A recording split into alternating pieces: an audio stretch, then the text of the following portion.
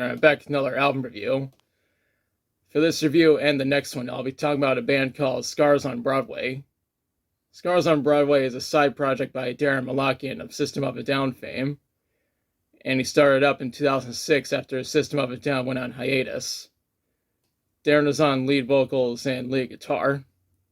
He also enlisted John Dolmayan on drums, Frankie Perez on rhythm guitar, Dominic Ciffarelli on bass, and Danny Shammown on keyboards.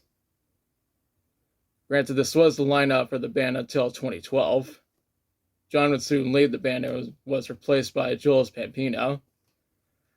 Anyways, today's review is on the band's self-titled debut album. While Scars on Broadway was a full band during live shows at the time this album was made, only 2 musicians did the instrumentals for this album. Daron Malakian was on vocals, guitars, bass, keyboards, organs, and mellotrons, while John Dolmayan was on drums. The album was produced by Daron and was engineered by Dave Schiffman. John Silas Cranfield provided additional engineering and did the editing. Ryan Williams mixed the album at Pulse Recording in Los Angeles. The album was recorded between 2007 and 2008 at Sunset Sound Studios in Los Angeles and Steakhouse Studio in North Hollywood.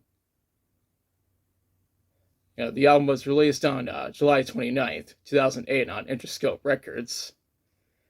The album is mostly centered around hard rock, experimental rock, and alternative metal. Daron said in an interview that the album does contain influences from traditional Armenian music, along with thrash metal, doom metal, black metal, and death metal. He also said there are some influences from David Bowie, Neil Young, and other artists like that. Now let's talk about the songs. The intro to this album is serious. This track sounds like it's primarily in the realms of alternative metal and hard rock. Next track is Funny. Seriously, that's what the title is called. This track sounds like it's more in the direction of experimental rock. After that is Exploding/Reloading. After reading the lyrics, it appears that this track is about the Armenian genocide, and that the Turkish government continues to deny that it was even a genocide to begin with. The Azerbaijani government does the same thing because the Turks have been backing them for a long-ass time.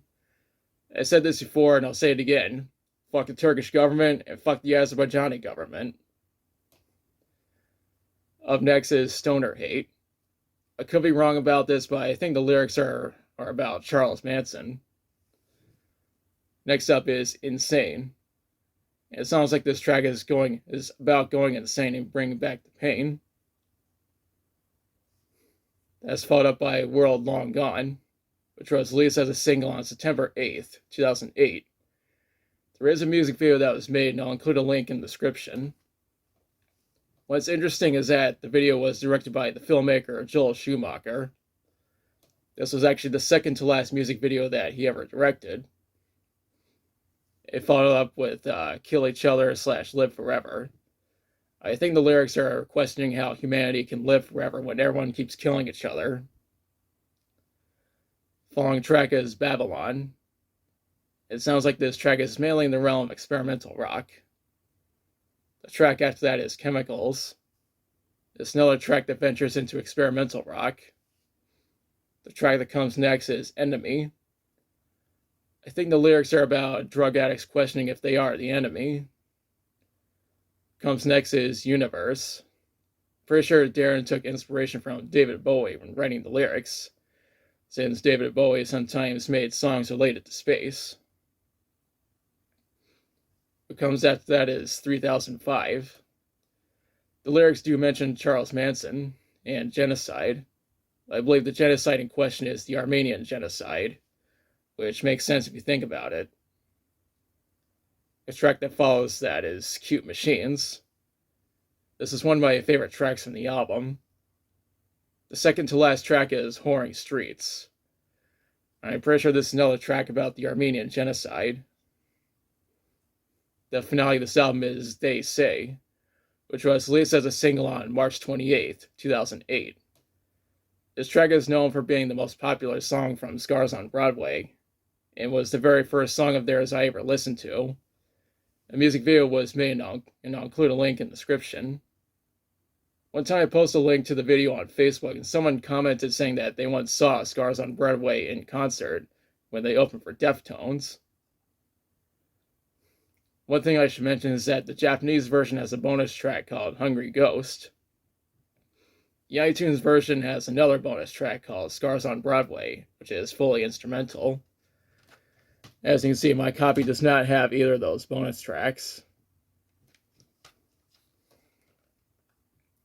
When researching this album, I read that it peaked at number 17 on the Billboard 200, number 4 on the US Top Alternative Albums, number 2 on the US Top Hard Rock Albums, and number 5 on the US Top Rock Albums, and number 4 on the US Top Tastemaker Albums.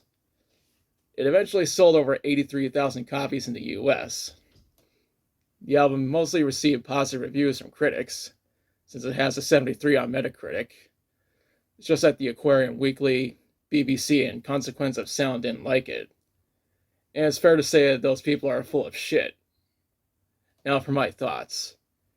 It's quite amazing what Daron Malakian is able to do outside of System of a Down, given the fact that he did most of the instrumentals on this album. This is similar to how Trent Reznor does most of the instrumentals for Nine Inch Nails.